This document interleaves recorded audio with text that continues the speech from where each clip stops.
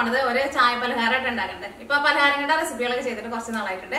അപ്പൊ ഇന്ന് നമ്മൾ ഉണ്ടാക്കുന്നത് അരിപ്പൊടി, മുട്ട, റവ, പിന്നെ കുറച്ച് തൈര്, പഞ്ചസാര, ഇത്രയും സാധനം മാത്രമേ ഇതിലേക്ക് നമുക്ക് ആവശ്യമുള്ളൂ. ഇതെല്ലാം കൂടി ചേർത്തിട്ട് ഒരു നല്ല മധുരമുള്ള ഒരു പലഹാരമാണ് ഉണ്ടാക്കുന്നത്. കുട്ടികൾക്കൊക്കെ ഉറപ്പായിട്ട് നല്ല ഇഷ്ടമാവും.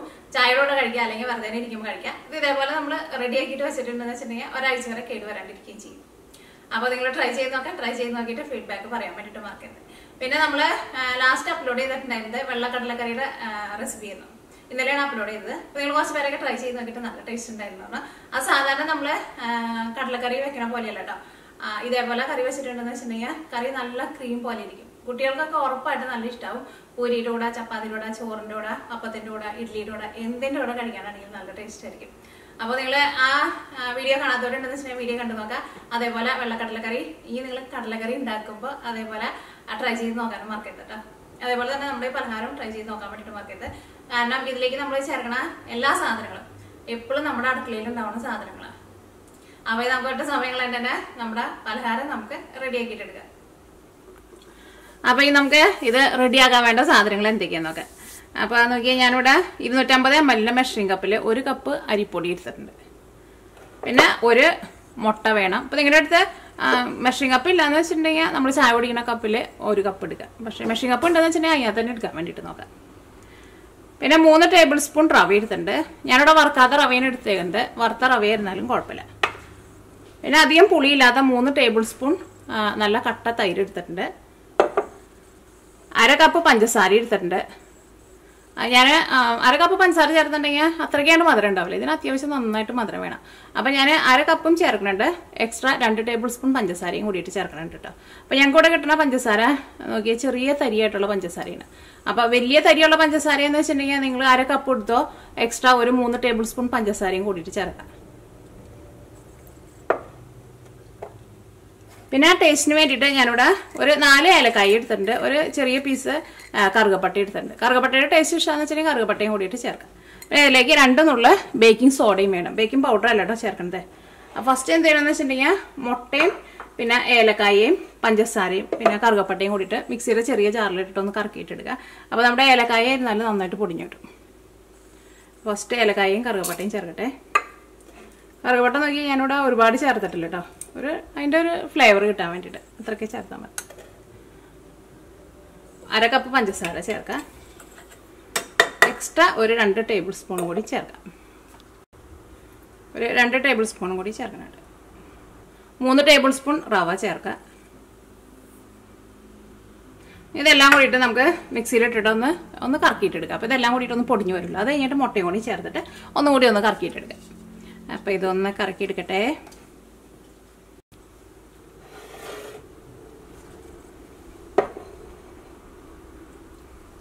അപ്പോൾ അത് നോക്കിയേ നമ്മളെല്ലാം കൂടിയിട്ട് ഒന്ന് മിക്സിയിലിട്ടിട്ട് ഒന്ന് കറക്കി എടുത്തിട്ടുണ്ട്. ഇതിലേക്ക് ഒരു മുട്ടയും കൂടിയിട്ട് ചേർക്കാം.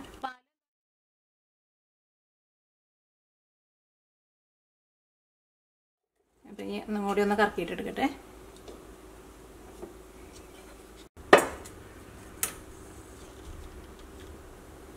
അപ്പോൾ മുട്ടയും കൂടിയിട്ട് ഒന്ന് കറക്കി എടുത്തിട്ടുണ്ട്.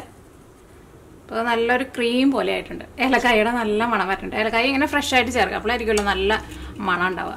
ഇപ്പോൾ അങ്ങനെ മുഴുവനായിട്ടുള്ളതില്ലാന്ന് വെച്ചിട്ടുണ്ടെങ്കിൽ ഏലക്കായയുടെ പൊടി ചേർക്കുക. പക്ഷേ കഴിയുന്നതും ഇങ്ങനെ മുഴുവനായിട്ടുള്ള ഏലക്കായ ചേർക്കുക. അപ്പോൾ നല്ല മണമായിരിക്കും.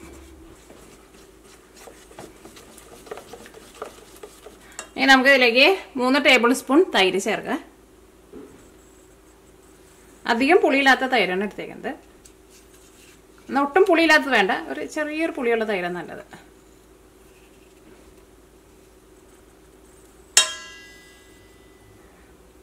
ഈ 1/4 ടീസ്പൂൺ ബേക്കിംഗ് സോഡ ചേർക്കാം. ബേക്കിംഗ് പൗഡർ അല്ല കേട്ടോ ചേർക്കുന്നത്. ഇതിലേക്ക് നമ്മൾ തൈരും കൂടി ചേർത്തിട്ടുണ്ടല്ലോ.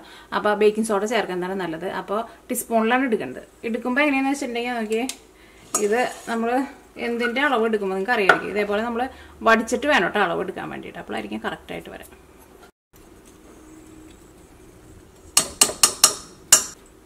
1/4 ടീസ്പൂൺ ഉപ്പും ചേർക്കാം. ഇതിലേക്ക് നമുക്ക് ചേർക്കാനുള്ളത് 1 കപ്പ് അരിപ്പൊടിയാണ് ചേർക്കാനുള്ളത്. ഇത് ഒന്നും കൂടി ഒന്ന് മിക്സ് ചെയ്ത് കഴിഞ്ഞിട്ട് നമുക്ക് അതിലേക്ക് അരിപ്പൊടി ചേർക്കാം. ഇതെല്ലാം നന്നായിട്ട് മിക്സ് ആയിട്ടുണ്ട്. ഇതിലേക്ക് നമുക്ക് കുറേശ്ശെ അരിപ്പൊടി ഇട്ടിട്ട് എല്ലാം കൂടിയിട്ടൊന്ന് മിക്സ് ചെയ്തിട്ട് അപ്പോൾ അരിപ്പൊടി എടുക്കുമ്പോഴായിരുന്നു എന്തിൻ്റെ അളവ് എടുക്കുമ്പോഴായിരുന്നു നിങ്ങൾക്ക് അറിയായിരിക്കും. ഇതേപോലെ നമ്മളിങ്ങനെ പഠിച്ചിട്ട് വേണോട്ട് എടുക്കാൻ വേണ്ടിയിട്ട്.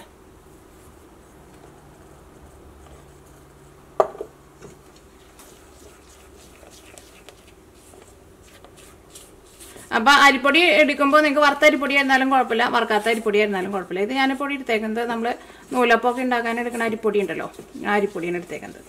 സാധാരണ നമ്മൾ വീട്ടിൽ പൊടിച്ചെടുക്കുന്ന അരിപ്പൊടി ഉണ്ടല്ലോ, അരിപ്പൊടി.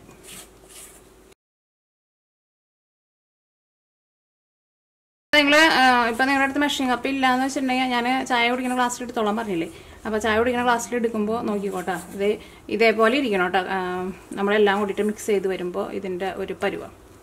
അപ്പോൾ ചിലപ്പോൾ നമ്മൾ ചായ ഗ്ലാസ് ചിലപ്പോൾ എടുക്കുമ്പോൾ ചിലപ്പോൾ വലിയ ചായ ഗ്ലാസ് ആയിരിക്കും, അല്ലെങ്കിൽ ചെറിയ ചായ ഗ്ലാസ് ആക്കിയാന്ന് വെച്ചിട്ടുണ്ടെങ്കിൽ അരിപ്പൊടി എടുക്കുമ്പോൾ ചെറിയ വ്യത്യാസം ഉണ്ടാവുമല്ലോ. അപ്പോൾ ഇത് നോക്കിയാൽ മതി. അപ്പോൾ നമ്മുടെ ബാറ്ററി ഇരിക്കണേ ഭയങ്കര ടൈറ്റായിട്ടല്ല ഇരിക്കുന്നത്, ഭയങ്കര ലൂസായിട്ടല്ല ഇരിക്കുന്നത്. നമ്മളൊരു കേക്കിൻ്റെ ഒരു മിക്സിങ് ഉണ്ടാക്കില്ലേ, ആ പരുവത്തിലിരിക്കണം. അരിപ്പൊടി നിങ്ങൾ ചേർക്കുമ്പോൾ അതനുസരിച്ചിട്ട് ചേർക്കുക. ചിലപ്പോൾ നമ്മൾ എടുക്കണ മുട്ടയിലൊക്കെ ചെറിയ വ്യത്യാസം ഉണ്ടെന്ന് വെച്ചിട്ടുണ്ടെങ്കിൽ ചിലപ്പോൾ ചെറിയൊരു വ്യത്യാസം വരും. പിന്നെ ഗ്ലാസ്സിലാണ് എടുക്കുന്നതെന്ന് വെച്ചിട്ടുണ്ടെങ്കിൽ അതനുസരിച്ചിട്ട് വ്യത്യാസം വരും.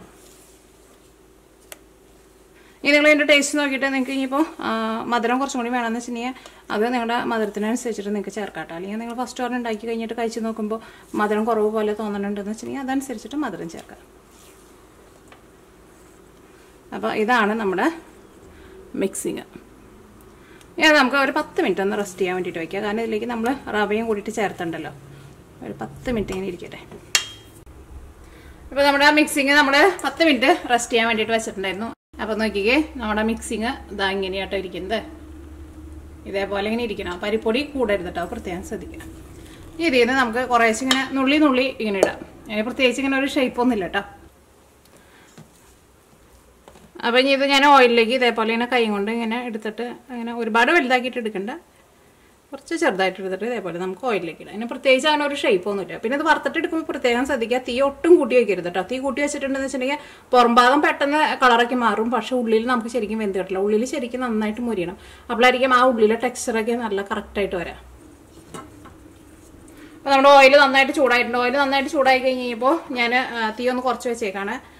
അത് കഴിഞ്ഞിട്ട് നമ്മളിതെല്ലാം ഇട്ട് കഴിഞ്ഞ് കഴിയുമ്പോൾ ഇതൊന്ന് പൊന്തി വരും ഫസ്റ്റ് ഇടുമ്പോൾ. അത് കഴിഞ്ഞ് കഴിയുമ്പോൾ നമ്മൾ തീ നന്നായിട്ട് കുറച്ച് വെച്ചിട്ട് ചെറിയ തീയിലിട്ടിട്ട് മുരിച്ചിട്ടിടുക. പിന്നെ ഇത് ഓയിലിടുമ്പോൾ ഒന്നുകൂടി നന്നായിട്ട് വലുതായി വരും. അപ്പോൾ അതനുസരിച്ചിട്ട് ചെറുത് ഇട്ടാൽ മതി.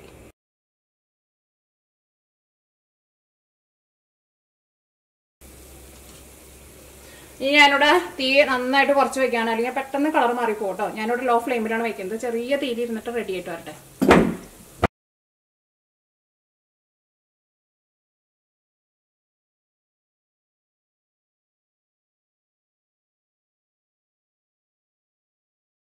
അപ്പോൾ ഞാനിവിടെ തീ വെച്ചേക്കണം നോക്കിക്കേ, ലോ ഫ്ലെയിമിലായിട്ടാണ് വെച്ചേക്കുന്നത്.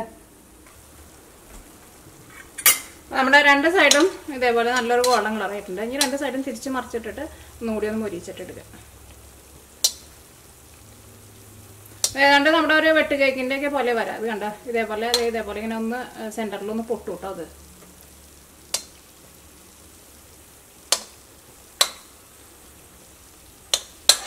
അപ്പോൾ നിങ്ങൾ ഇതേപോലെ ഈ ബേക്കിംഗ് സോഡ ചേർത്തിട്ട് ഇങ്ങനെ ഉണ്ടാക്കുമ്പോൾ ചിലപ്പോൾ ഇതിൻ്റെ ഉള്ളിൽ നിന്ന് ഈ മാവ് പുറത്തേക്ക് ഭയങ്കരമായിട്ട് ഇങ്ങനെ സെപ്പറേറ്റ് ആയിട്ട് പോകും. അങ്ങനെ പോണതിൻ്റെ കാരണം എന്താണെന്ന് വെച്ചിട്ടുണ്ടെങ്കിൽ ബേക്കിംഗ് സോഡ കൂടിയിട്ടാണ് അങ്ങനെ വരാൻ. ഇതിപ്പോൾ പൊട്ടിയാലും ഇതുമ്പോൾ തന്നെയല്ലേ ഇരിക്കുന്നത്, അല്ലെങ്കിൽ ഇതിൻ്റെ ഉള്ളിൽ നിന്ന് ഇങ്ങനെ കുറേശ്ശെ അങ്ങോട്ട് തിരിഞ്ഞ് സെപ്പറേറ്റ് ആയിട്ട് വേറെ ബോൾ പോലെ വരും.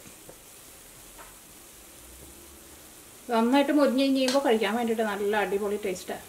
റെഡി ആയിട്ട് വരാൻ വേണ്ടിയിട്ട് കുറച്ച് സമയം എടുക്കും കേട്ടോ. പെട്ടെന്ന് അങ്ങോട്ട് ഓയിലിട്ടിട്ട് പെട്ടെന്ന് അങ്ങോട്ട് വറുത്ത് കോരിയിട്ട് എടുക്കാൻ വേണ്ടിയിട്ട് പറ്റില്ല.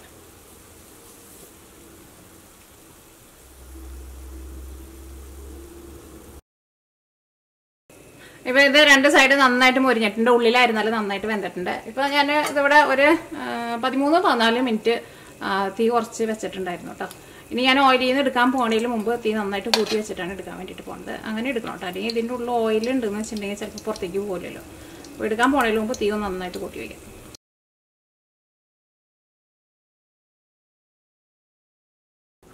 അപ്പോൾ നോക്കിക്കേ, ഇതെല്ലാവരും നമ്മൾ വറുത്തെടുത്തിട്ടുണ്ട്. ഇത് വറുത്തെടുത്ത് കഴിയുമ്പോൾ ചിലത് ഞാനിങ്ങനെ രണ്ടായിട്ട് ഇങ്ങനെ തുറന്നു വിട്ടാൽ ഞാനത് നിങ്ങളെ കാണിച്ചെന്ന് വിചാരിച്ചിട്ടുണ്ടായിരുന്നു.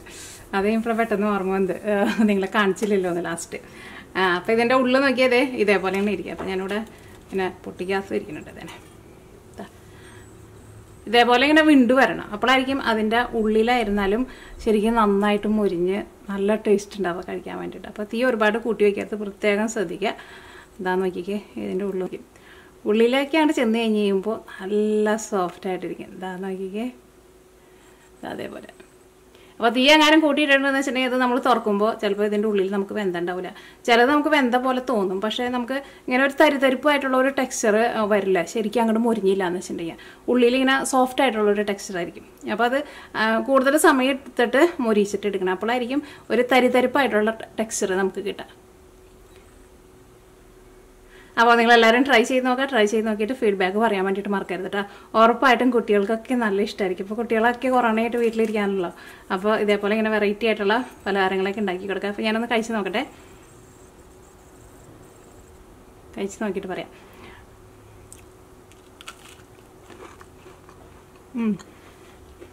നല്ല ടേസ്റ്റ് ആയിരിക്കും കഴിക്കാൻ വേണ്ടിയിട്ട്. നല്ല പുറത്തൊരു ക്രിസ്പിയും ഉള്ളിലൊരു തരിതരും. ആ തരിതരും വരാൻ വേണ്ടിയിട്ട് ഞാൻ ആ പറഞ്ഞ പോലെ തന്നെ ചെയ്യണം. അത്യാവശ്യം നന്നായിട്ട് ഞാൻ ഒരു ട്രിപ്പ് ഫസ്റ്റ് ട്രിപ്പ് ഞാൻ വറുത്തെടുക്കാൻ വേണ്ടിയിട്ട് ഒരു 13-14 മിനിറ്റിൻ്റെ അടുത്ത് എടുത്തിട്ടുണ്ട്. അതേപോലെ അത്രയ്ക്ക് സമയം എടുത്തിട്ട് റെഡിയാക്കിയിട്ട് എടുക്കണം കേട്ടോ. അപ്പോൾ നമുക്ക് നാളെ വേറൊരു പുതിയ റെസിപ്പി ആയിട്ട് വരാം.